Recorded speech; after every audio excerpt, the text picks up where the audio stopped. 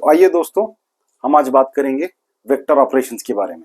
ठीक है, vector operations का क्या मतलब होता है? वेक्टर्स को किस तरीके से ऐड किया जाता है, सबट्रैक्ट किया जाता है, मल्टीप्लाई किया जाता है, ये जो बेसिक ऑपरेशंस है ये वेक्टर्स के ऊपर किस तरीके से अप्लाई किए जाते हैं उसके बारे में हम लोग बात करेंगे। ठीक है, लेकिन उससे पहले पहला टॉपिक ये है कि जब कोई वेक्टर है उसको हम स्केलर से किस तरीके से मल्टीप्लाई करते हैं। एक वेक्टर है और एक स्केलर, और दोनों को मल्टीप्लाई करना है। तो एकदम सिंपल सी चीज है। फॉर एग्जांपल ये वेक्टर है 5, देखो इसके ऊपर एरो है मतलब वो वेक्टर है, मैग्नीट्यूड भी है और डायरेक्शन भी है मतलब वो वेक्टर है। ये 4 है, इसके ऊपर डायरेक्शन नहीं है मतलब ये स्केलर है।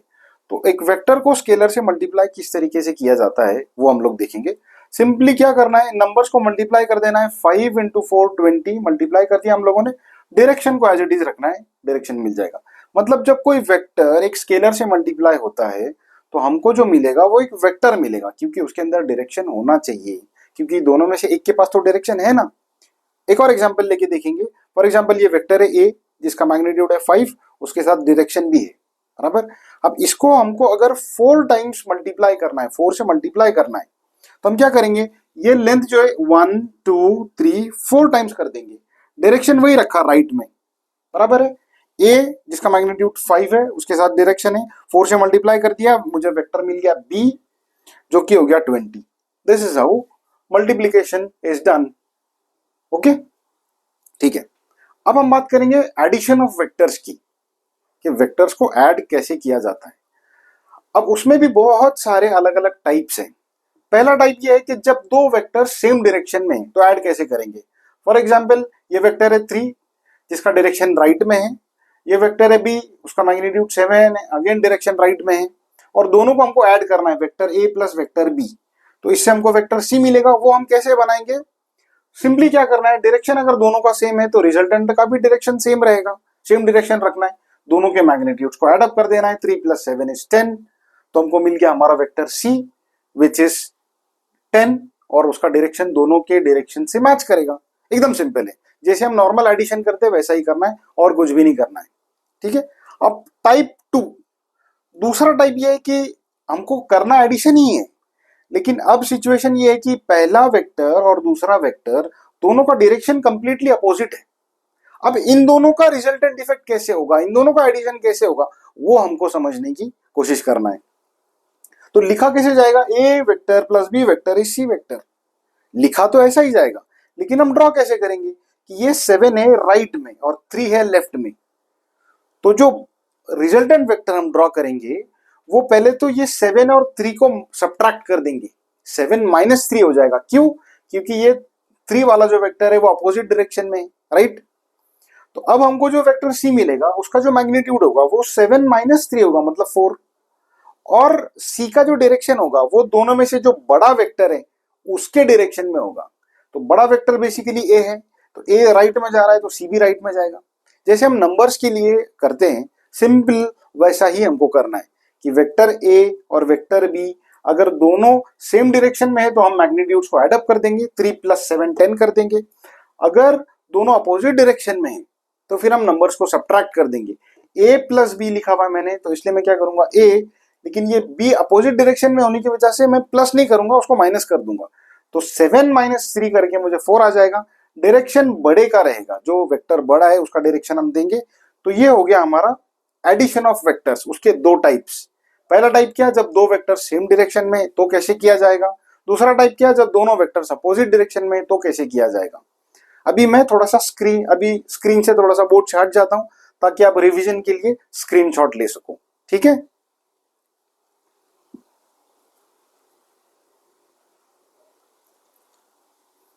तो आइए दोस्तों हम लोग जो है तीसरे टाइप के बारे में डिस्कस करेंगे।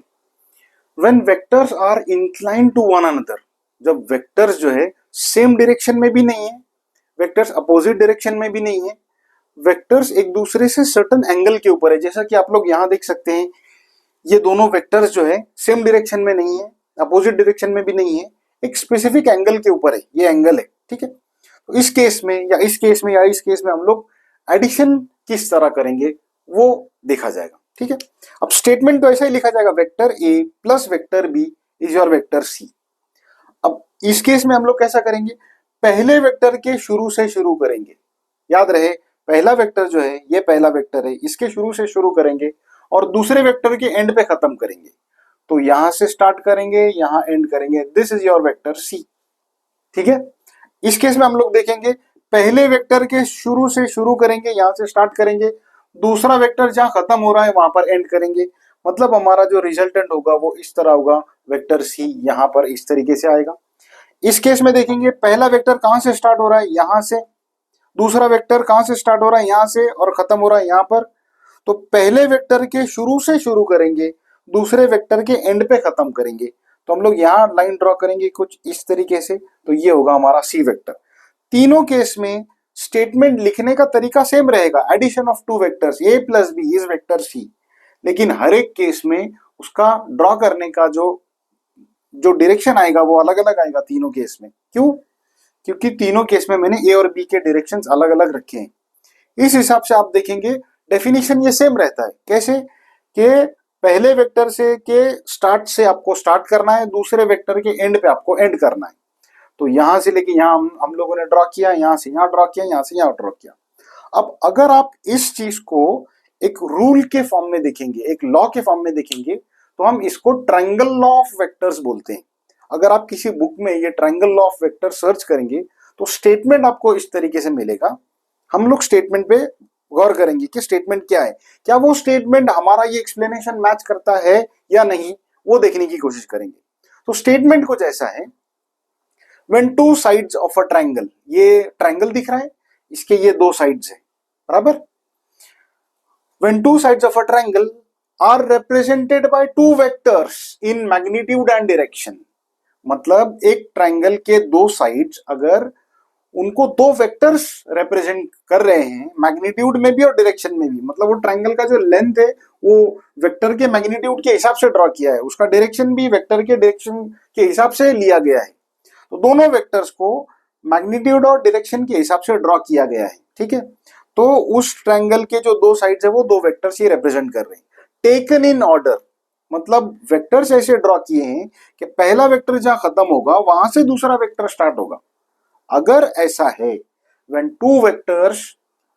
two sides of a triangle represent two vectors in magnitude and direction taken in order, then the remaining side will represent the resultant vector in magnitude and direction, मतलब जो उसकी बची हुई साइड होगी फिर वो साइड रिप्रेजेंट करेगी उन दोनों वेक्टर्स का रिजल्टेंट। तो ये स्टेटमेंट आप लोग देखेंगे हमारे एक्सप्लेनेशन से बिल्कुल भी मैच करता है। ठीक है ना? तो आप लोग जो है ये तीनों को ध्यान से देख सकते हैं, इसका स्क्रीनशॉट निकाल सकते हैं।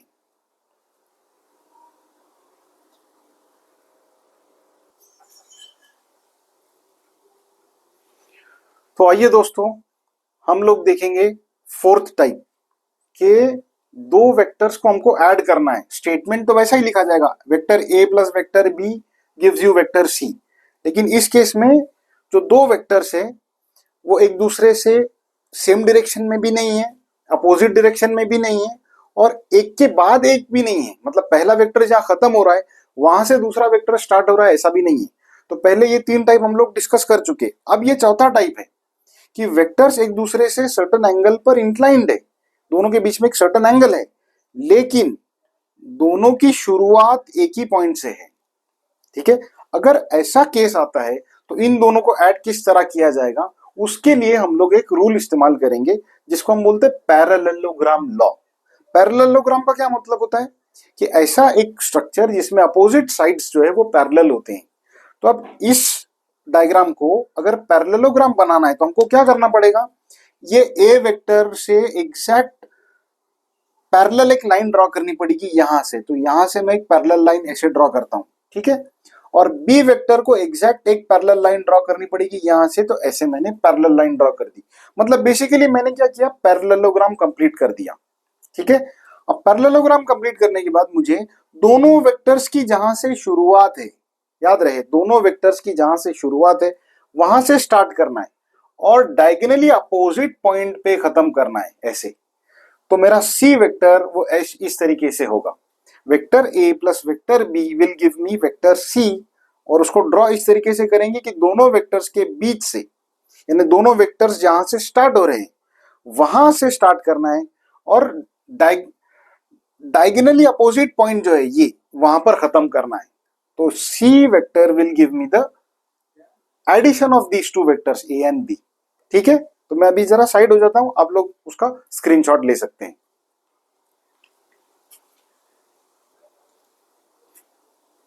तो आइए दोस्तों, हम लोग अगला टॉपिक डिस्कस करेंगे कि अब जो है when vectors and on the same point. हम लोगों ने 4 अलग अलग टाइप्स डिस्कस कर लिए। पहला ये था कि जब वेक्टर्स सेम डायरेक्शन में तो क्या कैसे होगा एडिशन, जब वेक्टर्स अपोजिट डायरेक्शन में तो एडिशन कैसे होगा। फिर तीसरा था कि वेक्टर्स एक दूसरे से इंक्लाइंड है, ठीक है, तो एडिशन कैसे होगा। फिर चौथा था कि वेक्टर्स इंक्लाइन तो है लेकिन सेम पॉइंट से स्टार्ट कर रहे हैं तो एडिशन कैसे होगा, है ना। अब ये वाला एक अलग पॉइंट है कि वेक्टर्स एक ही पॉइंट के ऊपर खत्म हो रहे हैं, they are ending on the same point, तब हम इनका एडिशन कैसे करेंगे। तो उसके लिए एक सिंपल रूल अप्लाई करना है कि किसी भी एक वेक्टर को हमको शिफ्ट करना है। फॉर एग्जाम्पल मैं बी वेक्टर को शिफ्ट कर रहा हूं, तो मुझे बस याद ये रखना है कि इसका लेंथ मैं चेंज ना करूं और उसका डायरेक्शन भी चेंज ना करूं।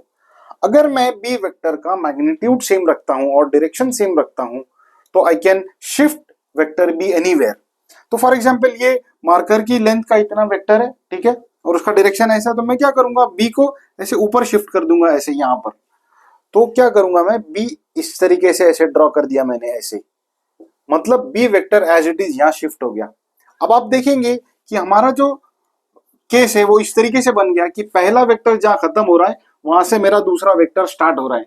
तो अब आप लोग देख सकते हैं कि इस सिनेरियो में हम लोग एडिशन कैसे करते हैं कि पहला वेक्टर जहां से शुरू हो रहा है वहां से दूसरा वेक्टर जहां पर खत्म होता है वहां तक हम लोग एक वेक्टर ड्रॉ करेंगे।